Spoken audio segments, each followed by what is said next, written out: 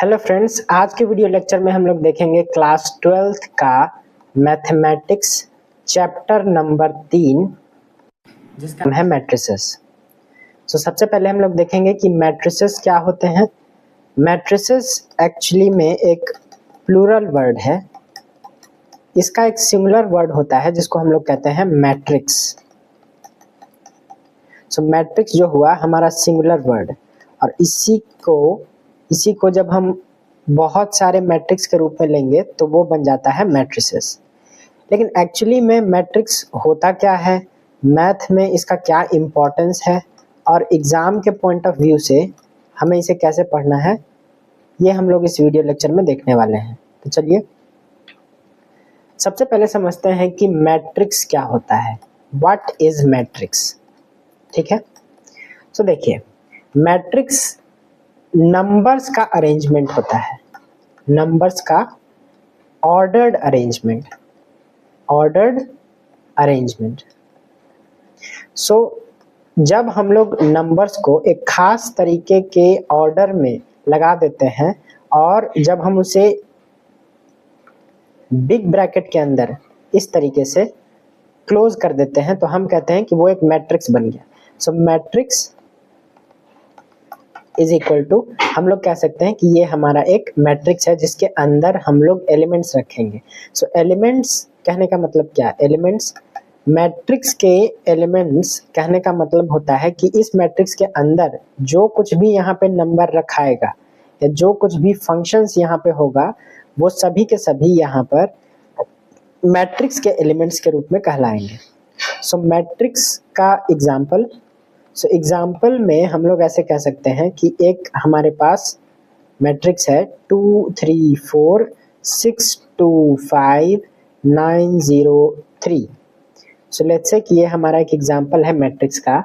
इसमें आप देख सकते हैं कि टोटल 9 एलिमेंट्स है, 2 3 4 6 2 5 9 0 3। यहाँ पे ये एक एग्जाम्पल हो गया मैट्रिक्स का। इसके अलावा मैट्रिक्स ज़रूरी नहीं है कि जितने लंबाई या जितने चौड़ाई के हों वो दोनों सेम ही हो। मैट्रिक्स कुछ इस तरीके से भी हो सकते हैं, 2 3 5 6, ये 2 इंटू 2 ऑर्डर का हो गया, ये 3 इंटू 3 ऑर्डर का हो गया। आगे चल के हम लोग देखेंगे कि ऑर्डर ऑफ मैट्रिक्स क्या होता है। इसके अलावा मैट्रिक्स कुछ इस तरीके से भी हो सकते हैं, 2 6 5 2 9 1। इसमें हम लोग देख रहे हैं कि जितना एलिमेंट्स इसके रो वाइज में है उससे कम एलिमेंट्स जो है हमारे कॉलम वाइज में, मींस यहाँ पे 2 6 5 2 9 1, लेकिन अगर हम लोग इसको हॉरिजॉन्टल रूप से देखें तो 2 5 9 6 2 1। ये सारी चीज़ क्या होती हैं, रो क्या होता है और कॉलम क्या होता है, ये सारी चीज़ें हम लोग आगे देखने वाले हैं। तो सबसे पहले यहाँ पे समझते हैं order of matrix. Order of matrix, यहाँ पे ये हमारा हेडिंग हो गया ऑर्डर ऑफ मैट्रिक्स। मैट्रिक्स का ऑर्डर क्या होता है? तो सबसे पहले देखिए कि मैट्रिक्स है हमारा, उसके पास दो चीजें होती हैं। पहला जिसको हम लोग कहते हैं रो, और सेकंड जिसको हम लोग कहते हैं कॉलम। फर्स्ट हमारा हो जाता है रो और सेकंड हमारा हो जाता है कॉलम। रो क्या होता है, कॉलम क्या होता है? यहाँ पे आप देखिए कि रो जितनी भी हॉरिजॉन्टल एलिमेंट्स होंगे, किसी भी मैट्रिक्स का जितनी भी हॉरिजॉन्टल एलिमेंट्स होंगे उन सभी को हम कहेंगे कि वो रो के एलिमेंट्स हैं, और जितने भी वर्टिकल एलिमेंट्स होंगे हम कहेंगे कि वो मैट्रिक्स के कॉलम एलिमेंट्स हैं। अगर मान लीजिए मेरे पास इस मैट्रिक्स के अंदर नंबर्स है 2 5 6 9 2 9 और 3 5 4, ठीक है। अब यहाँ पे हम देखते हैं कि इसमें टोटल 3 रोज हैं। रो 1, रो 2 एंड रो 3। यहाँ पे रो 1 को जनरली हम लोग लिखते हैं R1 शॉर्ट फॉर्म में, रो 2 को हम लोग लिख सकते हैं R2 और रो 3 को हम लोग लिख सकते हैं R3। अगर यहाँ पे पूछें कि रो 1 के एलिमेंट्स कौन है, first elements of row 1, elements of row 1। Row 1 के एलिमेंट कौन से हैं? 1 के एलिमेंट्स यहाँ पे हो जाएंगे 2 5 एंड 6। ये जो मेरे एलिमेंट्स हैं ये एक्चुअली में रो 1 के एलिमेंट्स हैं।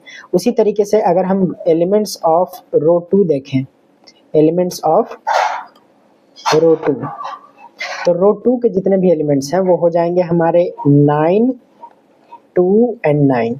सो ये 3 जो हैं वो हमारे रो 2 के एलिमेंट्स हो गए। इसी तरीके से थर्ड अगर हम देखेंगे कि एलिमेंट्स ऑफ रो 3 कौन कौन से हैं, सो रो 3 के एलिमेंट्स हमारे हो जाएंगे यहाँ पे 3, 5 एंड 4। सो ये जो है हमारे रो 3 के एलिमेंट्स हो जाएंगे।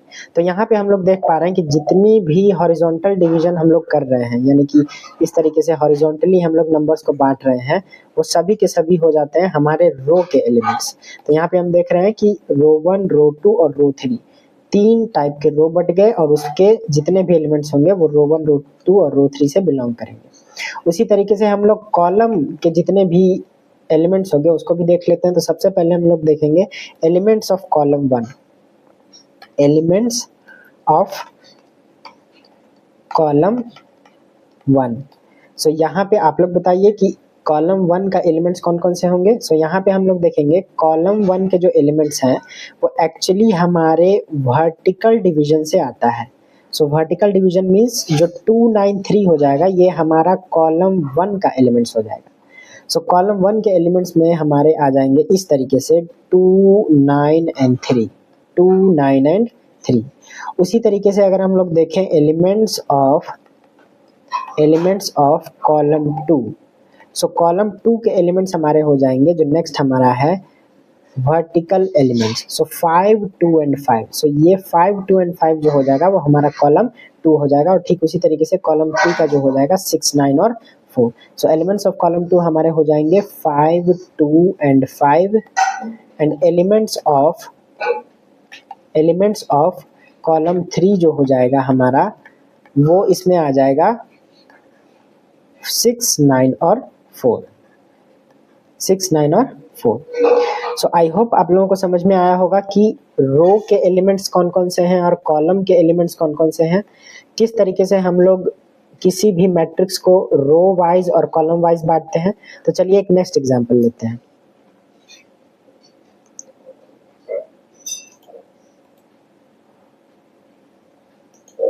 तो यहाँ पे हम लोग देख रहे हैं कि लेट्स से हमारे पास एक एग्जांपल है -2, 5, 6, 3, 4, 2, 1, 0, 9।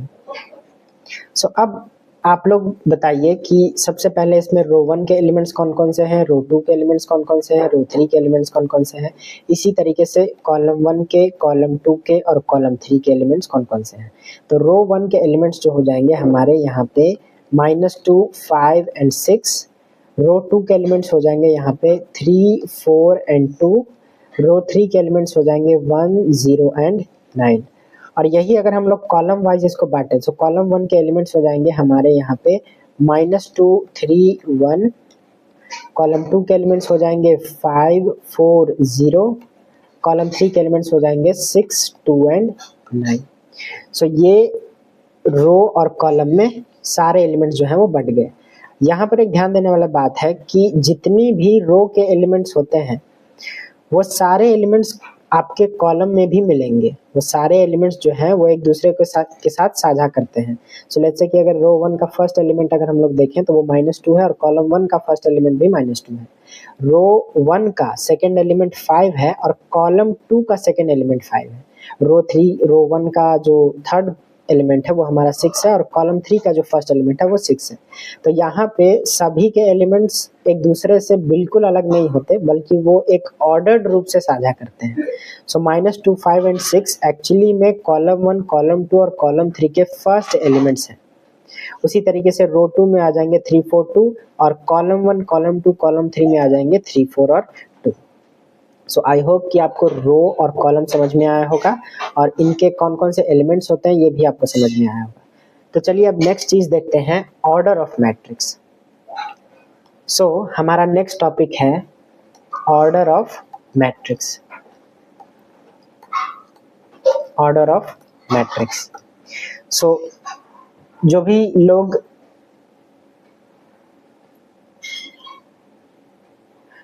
लोग यहाँ पे बैठे हुए हैं हम चाहेंगे कि आप लोग कॉपी पेन लेकर और इस चीज़ को नोट डाउन करते जाइएगा। ऑर्डर ऑफ मैट्रिक्स जो है हमारा यहाँ पर हो जाता है रो और कॉलम की संख्या, रो और कॉलम की संख्या।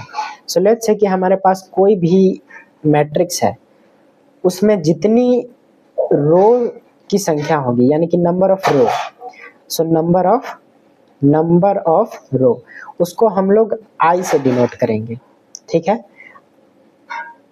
और जितनी भी कॉलम की संख्या होगी, नंबर ऑफ कॉलम, उसको जनरली हम लोग जे से डिनोट करते हैं, ठीक।